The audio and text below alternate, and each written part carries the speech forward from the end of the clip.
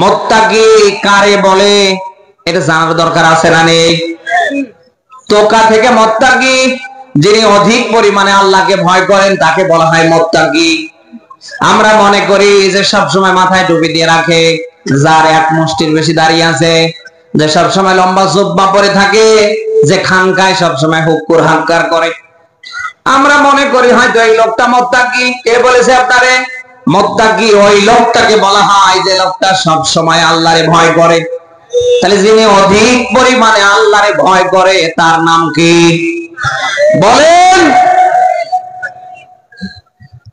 আল্লাহ তাআলা কেন আপনাকে তাকওয়া অর্জনের ব্যাপারে, মুত্তাকি হবার ব্যাপারে আল্লাহ তাআলা ডিরেকশন দিলেন?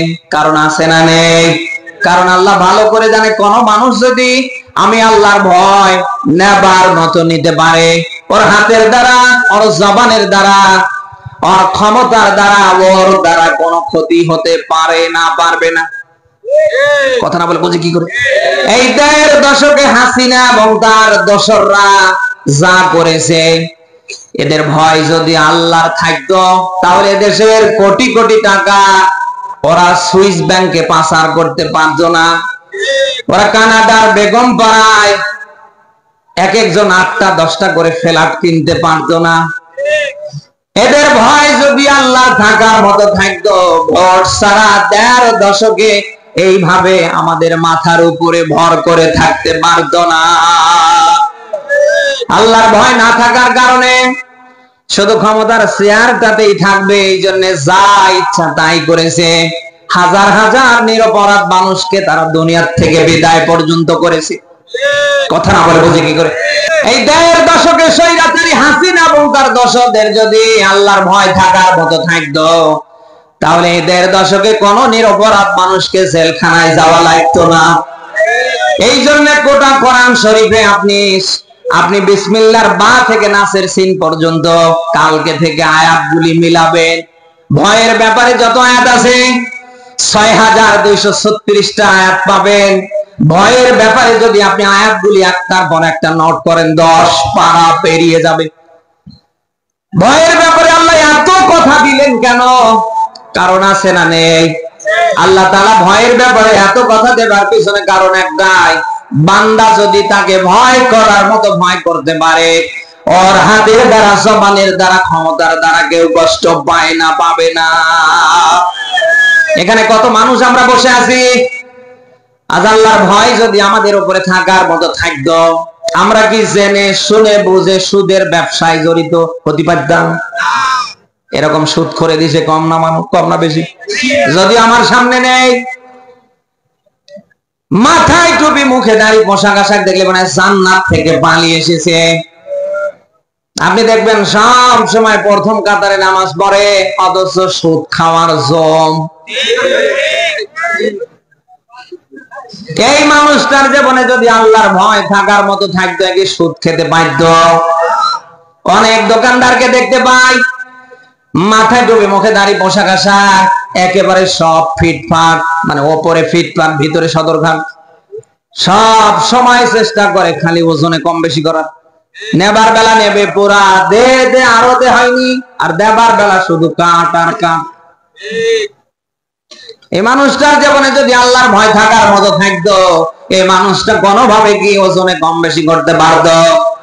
অনেক মানুষকে আমরা দেখতে পাই নিজের জমি ৯ শতক, গোটা ৯ শতক জায়গা পড়ে আছে, কোনো সমস্যা নেই, ওর মাথা ব্যথা ওই আলের কাছে গিয়ে। আপনার কি বলেন ভাই? হ্যাঁ, মানে ওই আলের কাছে গেলে ঠিক থাকতে পারে না। বাড়ি ভিটা ১ বিঘার উপরে, ৩৩ শতকের উপরে, ৮-১০ শতকের উপরে, গোটা দুনিয়া পড়ে আছে, কোনো অসুবিধা নেই।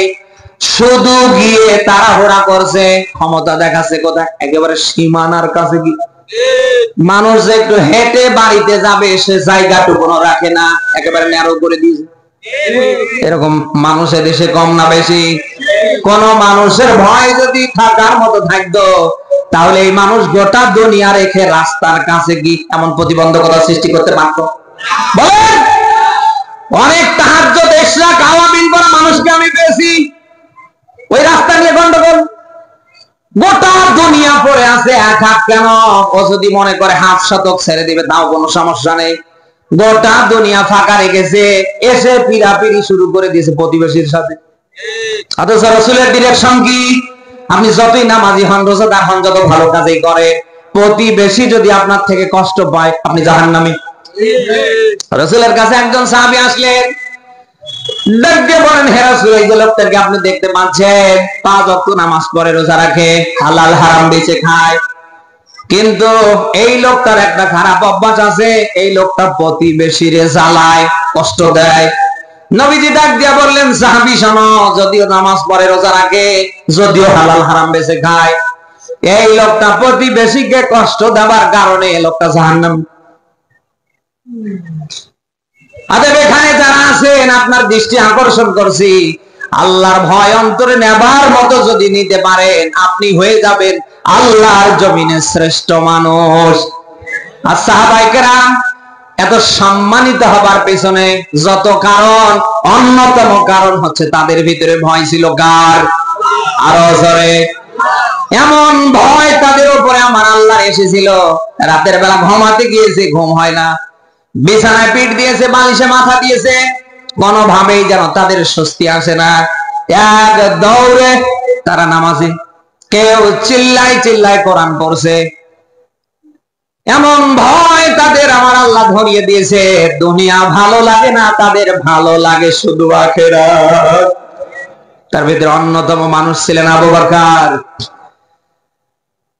এমন একজন নরম মানের সাহাবী, প্রায় রাতগুলি তিনি জেগে জেগে ইবাদত বান্দেগিতে কাটাতেন। আর বারবার তিনি যেন এই কথা বলতেন, আল্লাহ যদি আমারে মানুষ না বানিয়ে ওই গাছের লতা পাতা বানাতেন, তাহলে আমি গাছ থেকে পড়ে মাটিতে শেষ হয়ে যেতাম, আমার হিসাব আল্লাহর সামনে হতো না। আমাকে আল্লাহ সকল সৃষ্টির ভেতরে ভিআইপি করে বানিয়েছে। আমার আল্লাহ যদি ডাক দিয়ে বলে, আবু বকর, এত বছর দুনিয়ায় হায়াত পাবার পরে কি করেছিস আমারে বল, আমি আবু বকর ওই দিন ধরা খেয়ে যাব। এই জন্য ম্যাক্সিমাম সময় হযরত আবু বকরের চোখে ছিল পানি, উচ্চ কণ্ঠে কথা বলতে পারতো না।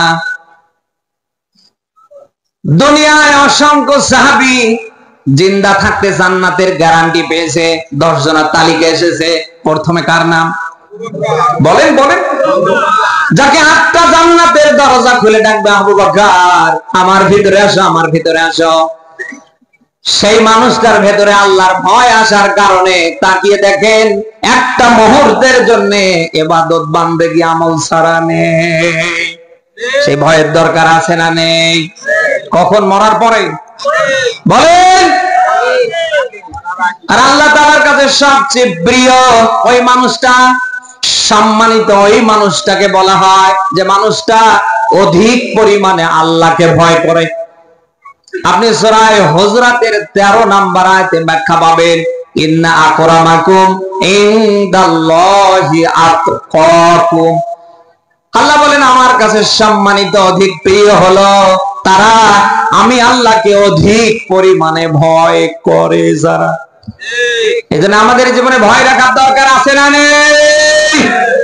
আমরা যেন আল্লাহর ভয় ভীতি নিয়ে চলতে পারি, আমাদের পরিবার যেন আমরা চালাতে পারি, আল্লাহ যেন ওই রকম যোগ্যতা আমাদের দান করে।